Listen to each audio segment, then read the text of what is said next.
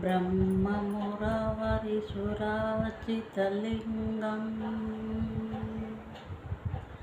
निर्मलभाषितशोभितलिङ्गं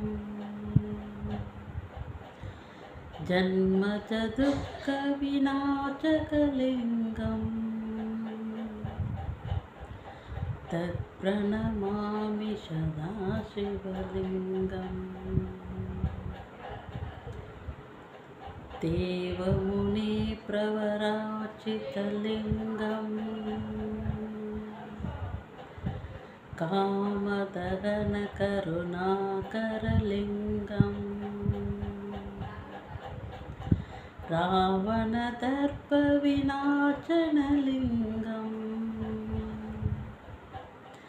तत्प्रणमामि सदा शिवलिङ्गम् सर्वसुगन्धसुलोपितलिङ्गं बुद्धिविवर्धनकारणलिङ्गं सिद्धसुरासुरवन्दितलिङ्गं तत्प्रणमामि सदा शिवलिङ्गम्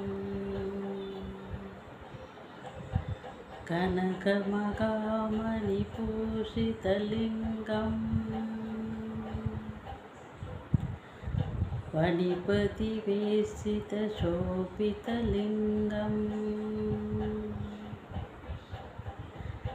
दक्षुयचङ्गविनाशनलिङ्गं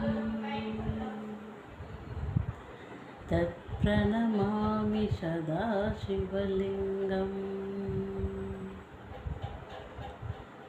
कुङ्कुमचन्दनलेपितलिङ्गं पङ्कजहारसुलोपितलिङ्गं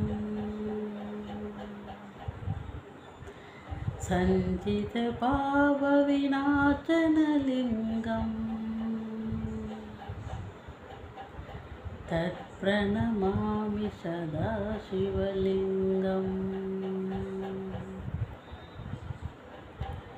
देवकनार्चितसेवितलिङ्गं